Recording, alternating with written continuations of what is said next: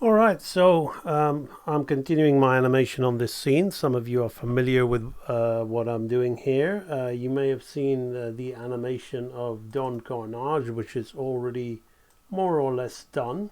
Let's bring him in. So we have this guy here. So you see, reaches for his drink, he drinks, and he wipes his mouth and notices something and looks. So we're animating two characters together at the moment, but I'm not going to talk so much about the staging between the two, but I've been blocking out the Shere Khan main poses in relation to the poses that the Don Carnage character is acting. So Shere Khan is deep in thought. He notices Carnage sort of looking at his drink and smelling it, and he's sort of looking at him in a very sort of unimpressed way, and he watches him raise his glass. Then he's really uninterested. He turns his head and is just sort of like bored out of his wits, and then he turns again to see Carnage behaving rather brutish, wiping his mouth with his sleeve. And then basically Shere Khan kind of like decides to open his claw and gesture to Don Carnage where to be looking. So I'm gonna be telling you, I've now taken those keys and I've got the timing. You'll see my timing number in the corner there, and I've got all my basic frames sort of locked down, but these are just the main key poses. This is around about 7 seconds worth of animation, and you know, we've only got about a handful of drawings, so we really need to figure out how to break these down. So that's what I'm going to be showing you how to do. But before I do that, I'll quickly tell you about where you can really learn how to do this stuff. If you go to AMBAnimation.com, click on Real Animator Training, and you'll be taken to this page full of information about how to join my Real Animator Training library, somewhere I have spent the past 5 years of my life building the world's best learning resource in the craft of hand-drawn animation. Tons of step-by-step videos for you to follow in this place. So just visit there and start your training now. Okay, right. So one of the things we talk about in Real Animator Training is what we start off is with the bouncing ball. The bouncing ball really is everything, you know, and I'm going to show you why. I'm just going to do one breakdown for you, and then I'm going to finish doing all these others on my own. But I'm going to show you the mentality that goes into real animator mindset. Okay, so we're rising up here now. If I'm going to put one in the middle here, you could say, okay, well, let's put his head here, right? And just have him rise up and lower his hands. So this is the basic stuff, right? It's subtle animation, so let's be subtle. Let's not over animate. You know, a lot of anime people love to talk about, oh, I don't like over animating. Well, unfortunately, the thing they like is very under animated. So I'm going to show you how to be subtle in a sophisticated way, which, I mean, I'm animating Milk Carl's character here, so you can't get more sophisticated than that. Right, so this is the halfway, right? Not bad, you know. You could do that. You could say, well, all right, he might get up slowly, so we might slow out, you know, we might slow out of that. Right, so let's put it on thirds, right? Just 1/3 of the way, right? And then have it lots of in-betweens going on there. It's not really a third technically if you don't in between the other third. Well, you could skip it, but then you'd have to slow into this. But let's just put it round about there, you know, and we could have his hands either on a third or on a half, right? Then we could say, okay, well, now we've got something like this. Yes, we really feel a lot more weight to that. He's slowly getting out of the position. Not bad, all right? Not bad, all right? a little bit better than before. Let's try it the other way. Let's say he comes out suddenly. So 2/3 of the way, right? He comes out suddenly. Maybe he suddenly had an idea or a suggestion of how what he's thinking, right? So he suddenly comes out of that position. So let's put that 2/3 of the way up, right? Right, so there we go. Also not too bad. It feels a lot better than just putting it halfway. I'll give you that, right? Not bad. But that's not what we're going to do. What does a bouncing ball do? A bouncing ball goes down and then it goes back up because it bounces. So let's be really subtle. Let's use a favor key here, right? Let's think about what's going on. I'm going to get my light box here. I'm going to turn off the next panel because I only want to see the panel before, right? So no next panel, right? So I'm going to be super subtle here. I'm going to move his hands down. Now I say many times don't animate with the light box on, right? That's absolutely true. But sometimes for the super subtle stuff, right? You're going to want to have it on because we're just making very slight subtle changes, right? So we're going to move his hands down a little bit, just like that. Maybe not even his sleeves, maybe a little bit of his sleeve, just to add a little bit of movement into the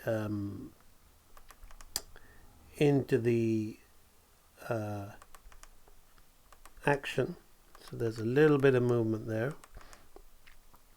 And we'll do that on this side as well, because when you're having everything else on a hold, all right, because the rest of his shoulders and his sleeves are going to be on a hold. So just the front part of his sleeves, I'm distorting just a little bit, right, just to keep it alive, right?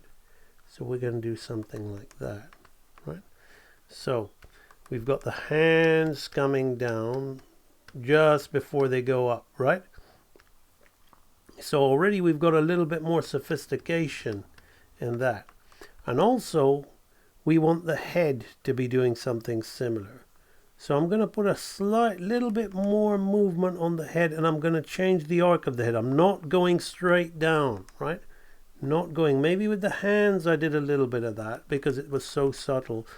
But with the head, I'm almost going to pivot it from this point, right? And I'm not going to I'm not going to have the light box on when I deal with his facial features, right?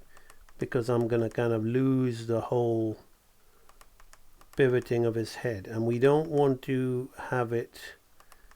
I would not use cutout because, you know, we want the slight distortions, we want the slight volume changes. It keeps it alive. This is where the people who think they can save time using hybrid cutout, you're doing the fast stuff, which is the easy stuff, which doesn't really need to maintain volume. You're doing that hand drawn, right? It's the easy stuff, that fast moving Sakuga stuff.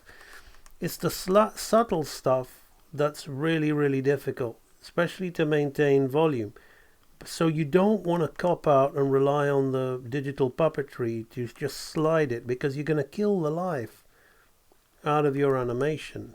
What I'm doing here is I'm using the light box, yes, just to suggest things to me, but I'm going to turn it off and I'm going to see what I can do to make it just that little bit more alive, right?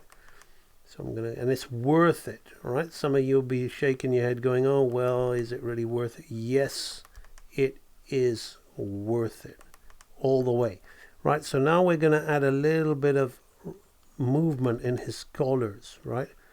Just a little bit, not too much, right? This is what makes like his arms and his body pretty much going to be on a hold. These collars are going to be on a hold. I'm tracing them back like that. So we have something like this, right? Something like this. Let's look at the whiskers. Let's just move them down ever so slightly. So again, this is one of those rare moments where I am relying a little bit on the light box because it's subtle. So here we're moving the character down, right? So if we look at that, it's going to give it a lot more weight, right? So that's the breakdown, right? So now from this breakdown, right, from here, the next pose, right? So I will call this a key between these two extremities, right? Extreme down, extreme up, key. Now I'm going to put in a breakdown. Those of you who don't understand about keys and breakdowns. Okay, right. And extremes for that matter. There's a lot of even seasoned animators who are a little bit ignorant about those things, which is why they rely too much on timing charts and their arcs and not as nice as they could be.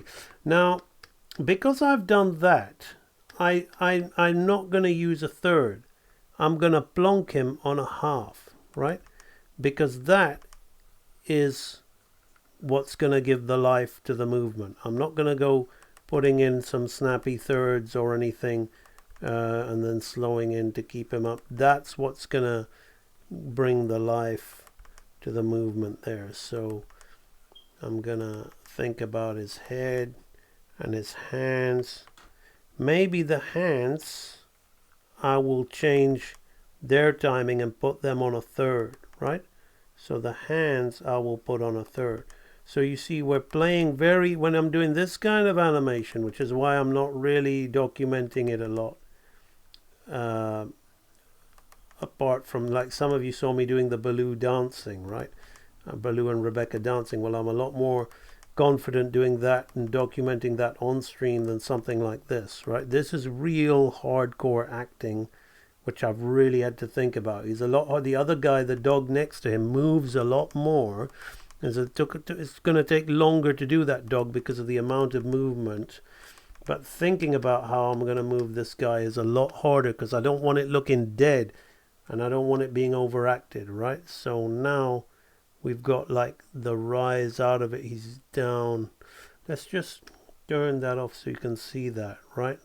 That subtle down before coming up, right? And then we're going to really slow into that high point, right? So we're going to go from here to here, then we're going to slow in. So if it's 1 to 23, it's probably going to be 1, 3, 5, 7, right? Probably. So between here and here, there's going to be a number of frames, 9, okay? And then all the way to slow into 23. So 9, 11, 13, 15, 17, 19. Okay, so almost 10 to 12 frames to slow in from this to this, right? Gonna be very, very subtle stuff. Very, very subtle stuff. Right, so I'll draw in his head just a little bit there so we can talk a little bit about drawing the model. Now I'm going to turn the light box off, but the only thing I'm going to do is I'm going to keep my eye on the spacing here because we want the nose to be kind of halfway. So I'll use the light box to kind of see this nose is here, this nose is here. You see I'm kind of off, so I'll use the light box to kind of determine my spacing, but I'm not going to use it to draw. Okay, I'm not going to use it to draw at all. Same with the eyes. We got the eye here, so the eye is going to be about halfway here like this. But then that's about it. I think that really is about it for me. I'm going to turn that off and I'm going to let the flipping do the flipping work, right? So we're going to come here and I'm going to look at that. I'm going to have to fatten my brush up for my roughs, actually. So we're going to get that nose, and we want to see the changing shape, right? We don't want to see the thing. You see, I can look at the shape and judge it, and doing this will make you a better artist. It'll make you better at drawing. It'll improve your ability to see shapes. It'll improve your concentration, right? which is really, really important, right? So now I'm going to think about his muzzle, which comes down. We're going to keep his mouth, which is a triangle without the base, right? There's the triangle, see? And we're going to come here, right? So people say, oh, I'll get my drawing down before I start learning animation. No, you won't, because when you draw for animation, it's very different. Your eyes have got to be all about shapes. Look, this is a triangle, this is a rectangle, this is a little shape here like that. Now, I'm not going to spend too much time concentrating on the little lines in there, but that will have to be done when cleaning up, right? So there's this element here. We want to concentrate, use the good frame more than the rough that we've just done. So here we can see his eye is up here like this, and I might not have him blink until the very top, because I want, until he slows in at the very top, because I want this guy to be super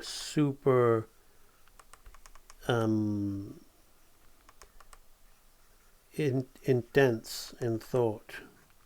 It's like really loving animating this character. He's such a badass. Really enjoying it. So this is not exact. I'm gonna have to come in and make a better job of this, but hopefully it's enough for you to see there. Now with these hands, unfortunately the hands that I'd refer to are really rough, so I'm not going to really draw those hands in, because I've gone and the previous hands are still too rough for me to really trust getting the shape right. So I'll just kind of just put them in there, but I'll probably rub them off and do them again off stream. This is just to show you all how it all works, right? So let's have a, the color. Okay, the color would be halfway, because the head is halfway. So that would be halfway. And these will be 1/3 of the way, because we had them 1/3 of the way. And the same here like that. But again, I'm going to do these sleeves off stream, because I think they're a little, not quite right from the previous. This is too vague, this drawing here. I'm doing this quite dyed down straight to save time. I don't advise you doing that if you're a beginner. Okay, right, so now we can see that the little downward antic or anticipation is really helping that movement as he rises up out of his chair, right? And we can see I'm going to really enjoy breaking all of this stuff down. So hopefully that gives you an insight. Remember, the bouncing ball. That's why I make such a fuss about it. It's pretty much everything. All right, so that was a quick little one for you there. Hopefully you enjoyed that. One thing I'd like to say to my loyal followers and anybody who's enjoyed this stream, if you would like to support me in any way or say thank you for the videos, if you don't want to be a full-on member or join my Real Animator training, either because it's perhaps a little out of your price range, or you're not that hardcore, but you like my content and you want to thank me, consider going to the free view here in my website and clicking on my little red post. Here there'll be another link. Sorry about all the links, but there'll be another link. Help make Little Red a reality. So you can see the teaser trailer that I'm making for this. I've made 1:21 seconds of this film I've animated all on my own. It's a 4 minutes intended 4-minute short that I'm trying to complete and raise funds for, and potentially develop into a full-scale feature. So you can read more information and watch the shorts. Many of you have seen it, the minute and 21 seconds that we've done. And down here you can say you can just give me a donation to say thank you, thanks for entertaining me. You know, donate £1 Great British pound, loved it, let me buy you a drink, donate 5. Wow, I really appreciate all the hard work, donate 25, like it's like buying me a dinner, really, thank you for all the help, or whatever. So it's much appreciated. And the donations that I receive, it's not like my other donations, which are just flat donations for AMB Animation. The donations for Little Red are gonna go towards the Little Red project. So hopefully you know, some of you will be in a generous mood to thank me for the work that I'm doing and consider helping me out with Little Red. It's very much appreciated. Okay, thanks a lot. I'm going to continue animating this. I'm absolutely loving it. And I'll see you all on my next video. Bye-bye.